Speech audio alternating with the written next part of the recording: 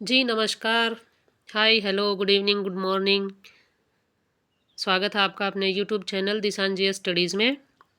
और आपके लिए जो है एचटेट और रीट से रिलेटेड ये थ्योरी है थॉर्नडाइक की, ट्रायल एंड एरर थ्योरी। इससे पहले भी हम जो है जीन पियाजे को कर चुके हैं, कोहलबर्ग कर चुके हैं और वाइगोत्स्की कर चुके हैं, और आज थ्योरी है थॉर्नडाइक। तो थॉर्नडाइक की थ्योरी का नाम है ट्रायल एंड एरर थ्योरी। ये लर्निंग थ्योरी है। चलिए इसको देखते हैं डिटेल में। थॉर्नडाइक कौन थे? थॉर्नडाइक जो है एडवर्ड ली थॉर्नडाइक, ये उनका पूरा नाम था। एक अमेरिकी जो है साइकोलॉजिस्ट थे। इन्होंने आधुनिक शैक्षिक मनोविज्ञान का जनक माना जाता है। आधुनिक शैक्षिक मनोविज्ञान का जो इनको जनक माना जाता है। और इन्होंने जो है सीखने के क्षेत्र में महत्वपूर्ण योगदान दिया है। इन्होंने सीखने के 3 नियम दिए थे। 3 नियम देने से पहले जो है हम इनकी एक छोटी सी थ्योरी देखते हैं। इन्होंने एक प्रयोग किया था, एक बिल्ली पर एक प्रयोग किया था। और इन्होंने जो है बिल्ली को इस तरह से एक पिंजरे में बंद किया था। इसमें एक लीवर था, ये एक लीवर का बटन है, और पिंजरे के बाहर जो है एक मछली का टुकड़ा रख दिया था। तो क्या किया, बिल्ली को पिंजरे में बंद किया तो बिल्ली जो है, भूखी बिल्ली, वो मछली के टुकड़े को देखती है, मछली को बाहर देख रही है कि भाई बाहर मछली रखी है। इसको देख के उछल कूद कर रही है वो। तो इसको जो है बहुत सारे उछल कूद कर रही है, तो इसको जो है ये मछली का टुकड़ा नहीं मिल रहा है। फिर एक बार जो है गलती से इस लीवर के बटन पे इस बिल्ली का जो है पैर लग जाता है। तो पैर लगते ही बिल्ली को जो है मछली का टुकड़ा मिल जाता है, और ये इसको खाना जो है मिल जाता है, ये खा लेती है। तो ये क्या था कि बिल्ली जो है बार बार उछल कूद कर रही थी पिंजरे में। तो ये इसका ट्रायल था। और अचानक से जब इसका जो है लीवर पर इसके लीवर के बटन पे जो है इसका पैर पड़ गया, तो इसको खाना मिल गया। तो अभी बिल्ली ने जो है सेकंड बार फिर से ट्राई किया, सेकंड बार फिर से वही बात दोहराई गई। बाहर मछली का टुकड़ा रखा, फिर से इसको अंदर से बंद कर दिया गया। इसने फिर बार बार उछल कूद की। इस बार जो है उछल कूद इसने कम की। थर्ड बार फिर ऐसा ही किया, तो इस पे जो है प्रयोग किया, बार बार बिल्ली ने ऐसा किया। फिर बार बार जो है ऐसा ट्रायल करने से बिल्ली को जो है पता लग गया भाई यहाँ पैर रखने से जो है इस लीवर के बटन पर पैर पड़ने से जो है इसको खाना मिल जाता है। तो बिल्ली ने क्या सीखा कि लीवर के बटन को दबाओ और खाना जो है वो प्राप्त कर लो। तो इसी कारण से जो है इनकी थ्योरी को कुछ नाम दिए गए हैं। एक तो है ट्रायल एंड एरर थ्योरी जो है। सेकंड है जैसे संयोग से इस का जो है पैर बटन पे पड़ गया, यहाँ लीवर पे पड़ा, तो इसको कोरिलेशन थ्योरी भी बोलते हैं। कोरिलेशन थ्योरी, संयोगवाद का नियम। एक नाम है थ्योरी का बॉन्ड थ्योरी, संबंधवाद का नियम। तो थॉर्नडाइक की थ्योरी के जो बहुत सारे नाम हैं। ठीक है, अभी चलिए नेक्स्ट करते हैं इसके नियम। थॉर्नडाइक ने जो है 3 तरह के नियम दिए थे, ये प्राइमरी हैं। प्राइमरी नियम जो हैं इसके थ्योरी के, पहला है तत्परता का नियम, law of readiness. Law of readiness क्या है कि जब कोई व्यक्ति जो है सीखने के लिए मानसिक और शारीरिक रूप से तैयार होता है तो वह सीखने के लिए अधिक उत्सुक और ग्रहणशील होगा। मतलब अगर वो मेंटली प्रिपेयर है, मेंटली और फिजिकली प्रिपेयर है किसी भी काम को करने के लिए, तो उसको जो है ज़्यादा क्यूरियोसिटी होगी किसी भी काम को सीखने के लिए, और क्यूरियोसिटी होगी तो वो ज़्यादा से ज़्यादा जो है लर्निंग कर पाएगा। तत्परता में सीखने वाले की रुचि, इंटरेस्ट, मोटिवेशन और सीखने की क्षमता मतलब एबिलिटी शामिल होती है। इसको एक उदाहरण से समझते हैं कैसे। जैसे अगर कोई छात्र जो है, कोई स्टूडेंट गणित सीखने के लिए उत्सुक है, उसको मैथ सीखना है, मैथ्स में वो कमज़ोर है, उसको मैथ सीखना है, तो उसमें पर्याप्त जो है, अगर उसमें पर्याप्त प्रेरणा है, मोटिवेशन है, अगर वो तैयार है, किसी काम को करने के लिए तैयार है, तो वह गणित को जो है आसानी से सीख सकता है। अगर वो गणित को सीखने के लिए तैयार ही नहीं है तो उसका इंटरेस्ट नहीं होगा, और इंटरेस्ट नहीं होगा तो वो मैथ को नहीं कर पाएगा। इसके विपरीत यदि कोई छात्र गणित सीखने के लिए तैयार नहीं है तो उसे गणित सीखने में जो है कठिनाई होगी। जब वो स्टूडेंट जो है, अगर कोई छात्र उसको सीखने के लिए ही तैयार नहीं है, मेंटली प्रिपेयर नहीं है, उसको लगता है कि नहीं मैं नहीं कर पाऊंगा, मैं नहीं सीख पाऊंगा, तो उसको जो है गणित सीखने में कठिनाई होगी, वो मैथ को नहीं कर पाएगा। सेकंड है अभ्यास का नियम, लॉ ऑफ एक्सरसाइज। ये नियम क्या कहता है कि किसी भी कार्य को जो है बार बार सीखने से क्या होता है, वो मजबूत होता है।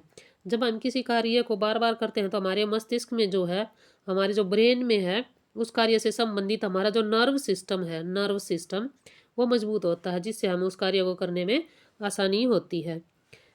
ठीक है। तो और इसको जो है किस एक उदाहरण से समझेंगे। यदि कोई छात्र यदि कोई छात्र किसी संगीत वाद्य को, कोई भी म्यूजिकल इंस्ट्रूमेंट को जो अगर बजाना सीखना चाहता है, तो उसको जो है वो बार बार बजाकर उसका अभ्यास करेगा, तभी उसको जो है वो मजबूत होगा। बार बार अभ्यास करने पर वो धीरे धीरे उसको बजाने में जो है स्किल मिल जाएगी उसको, वो सीख जाएगा। इसी के अंडर जो है एक नियम और आता है, law of use law of use and unused. मतलब अगर कोई काम जो है आपकी प्रैक्टिस में रहता है तो वो काम जो है ज़्यादा इफ़ेक्टिव होता है, ज़्यादा मजबूत रहता है। अभी जैसे कोई पढ़ रहा है वो, तो उसमें जो है उसका लॉ ऑफ यूज़ रहेगा, उसको कंसेप्ट ज़्यादा क्लियर होंगे, वो ज़्यादा सीख सकता है। लेकिन अगर कोई स्टूडेंट जो है बीच में पढ़ाई छोड़ दे, तो फिर जो उसने सीखा था, जो उसका कंसेप्ट था, वो जो है धीरे धीरे उसके दिमाग से निकल जाएगा। तो इसके अंडर जो है लॉ ऑफ एक्सरसाइज जो है, ये लॉ ऑफ यूज़, एक सेकेंड, लॉ ऑफ यूज़ और अनयूज़ भी इसी के अंडर आता है। ये law of use and unused दो हैं, ये law of use and unused. ठीक है। नेक्स्ट है थर्ड, इसका लॉ क्या कहता है। यह नियम बताता है कि जिन कार्यों का परिणाम सुखद होता है उन्हें दोहराने की प्रवृत्ति होती है, दोहराने की जो है प्रवृत्ति होती है। हम जो है किसी कार्य को करते हैं तो उसका परिणाम सुखद होता है। जो कोई हमने काम किया, जैसे हमने जो है टीचर को क्वेश्चन सुनाया और उससे हमें शाबाशी मिली, तो हमारे लिए वो क्या होगा, सुखद होगा, और हम जो है फिर पढ़ना क्या होगा, हमारे लिए अच्छा होगा। तो हमें उस कार्य को दोबारा करने की प्रेरणा मिलती है, हम जो बार बार पढ़ेंगे और ज़्यादा याद करेंगे। इसके विपरीत जिन कार्यों का परिणाम दुखद होता है, अगर आपने क्वेश्चन अच्छे से नहीं सुनाया और टीचर ने पनिश कर दिया, तो क्या करेंगे, आपका जो है इंटरेस्ट कम बनेगा। इसका एग्जाम्पल देखते हैं। यदि कोई छात्र किसी प्रश्न का सही उत्तर देता है और उसे पुरस्कार मिलता है, तो वह उस प्रश्न को दोबारा सही करने की कोशिश करेगा और भी जो है नेक्स्ट लेवल का करेगा। इसके विपरीत यदि किसी छात्र को किसी प्रश्न का उत्तर जो है, यदि कोई छात्र उसका प्रश्न का गलत उत्तर देता है और उसे जो है पनिश किया जाता है, तो वह उस प्रश्न को दोबारा करने से डरेगा, वो उस टॉपिक से डरने लगेगा। जैसे अगर बच्चा मैथ को पढ़ रहा है, उसने सीखने की कोशिश की और उसने सही कर दिया, तो अगर उसका रिजल्ट उसको अच्छा मिला, टीचर ने उसको शाबाशी दी। लेकिन अगर मैथ में जो है उसका क्वेश्चन गलत हो गया और टीचर ने उसको पनिश कर दिया, तो वो मैथ करने से जो है डरेगा, गणित के प्रश्नों को करने से डरेगा। और क्या है तो ये तीन जो लॉ थे, ये थे प्राइमरी। अब ये है सेकेंडरी, कुछ इसके सेकेंडरी लॉ भी हैं। थॉर्नडाइक ने सीखने के तीन मुख्य नियमों के अलावा कुछ गौण नियम भी बताए हैं। कौन कौन से हैं? एक है लॉ ऑफ मल्टीपल रिस्पॉन्स, बहु अनुक्रिया। जब कोई व्यक्ति नई परिस्थिति का सामना करता है तो वह कई तरह की प्रतिक्रियाएं करता है। इनमें से कुछ प्रतिक्रियाएं सही होती हैं और कुछ गलत। धीरे धीरे वह गलत प्रतिक्रियाओं को छोड़ देता है और सही प्रतिक्रियाओं को अपना लेता है। अभी जैसे बिल्ली का उदाहरण था, उसने जो है बार बार ट्राई किया मछली को पाने के लिए, तो क्या हुआ, उसकी जो है वो गलतियाँ कम होती गई, गलती जो है उसकी वो कम होती गई, और उसने जो है उस गलत चीज़ को छोड़ दिया। फिर उसने लीवर का बटन दबाया और खाने को प्राप्त कर लिया। तो इसमें क्या है, वो गलत प्रक्रिया को छोड़ देता है और सही को अपना लेता है। नेक्स्ट है मनोवृत्ति, लॉ ऑफ एटीट्यूड। एटीट्यूड क्या होता है, सीखने की प्रक्रिया में सीखने वाले की जो है एटीट्यूड का बहुत महत्व होता है। अगर एटीट्यूड पॉजिटिव है, एटीट्यूड ये नहीं कि आप किसी से बात ना करो या कुछ अकड़ में रहता है, एटीट्यूड ये नहीं होता।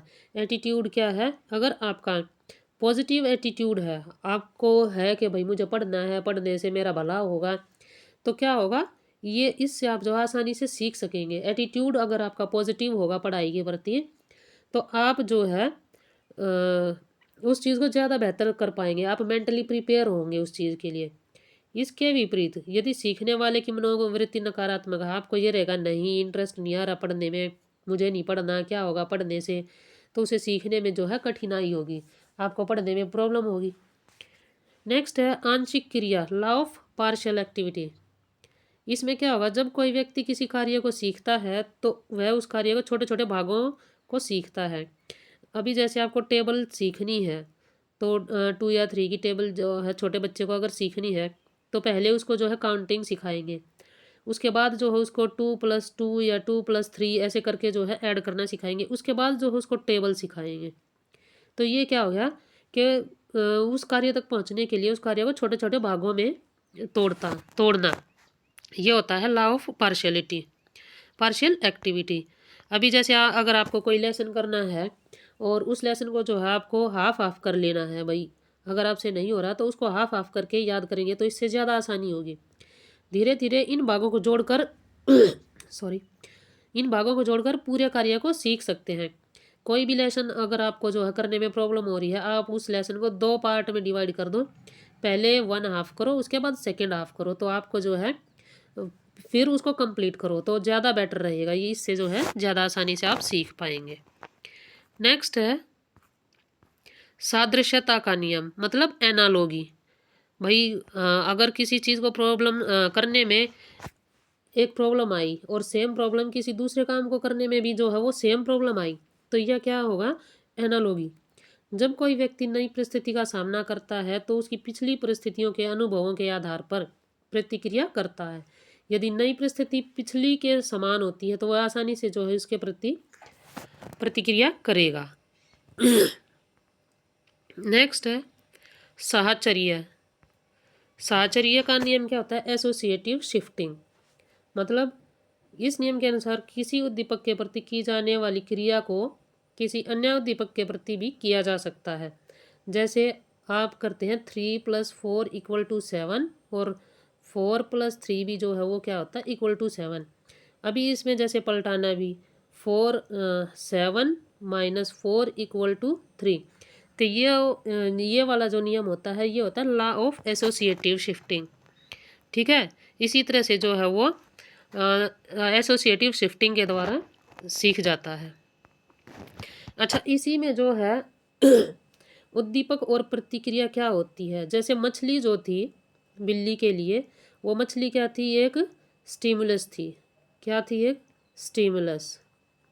ठीक है, तो ये एस, और उसके साथ जो है वो रिस्पॉन्स कर रही थी बिल्ली, तो वो था प्रतिक्रिया। रिस्पॉन्स क्या होगा, प्रतिक्रिया।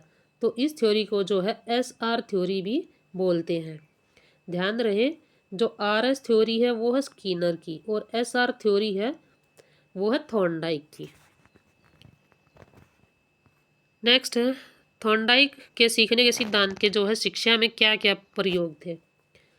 कुछ एक जो है इसके इनके जो है थ्योरी को 1913 में, शायद 1913 में जो है इनकी थ्योरी को एजुकेशन में लिया गया और छोटे छोटे बच्चों को सिखाने के लिए ये मतलब हाई लेवल पर इसको जो है अप्लाई किया गया।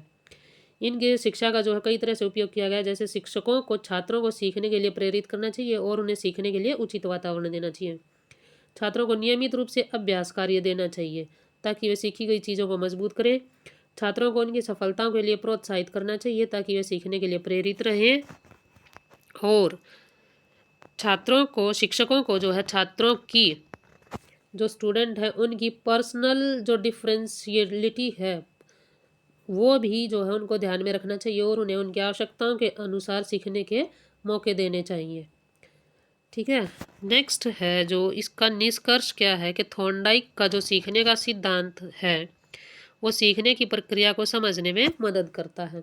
यह सिद्धांत शिक्षकों को छात्रों की प्रभावी ढंग से सिखाने के लिए मार्गदर्शन देता है। इस थ्योरी का जो है एक आलोचना भी की गई कि भाई अगर हम एक ही काम को जो है बार बार करेंगे तो दूसरी किसी चीज़ पर ध्यान नहीं दे पाएंगे। तो ये जो है इस थ्योरी की आलोचना हो सकती है कि भाई अगर एक ही चीज़ पर बार बार ध्यान देंगे तो दूसरी की चीज़ों पर जो है हम ध्यान नहीं दे पाएंगे। ये इनके थ्योरी की जो है आलोचना की गई थी। तो आपको ये वीडियो जो है कैसी लगी, कंसेप्ट कैसा क्या रहा, और इससे संबंधित जो है PYQ सीरीज़ भी आपको दी जाएगी। कमेंट बॉक्स में ज़रूर बताएं कि वीडियो कैसी रही, अपना रिस्पॉन्स ज़रूर दें।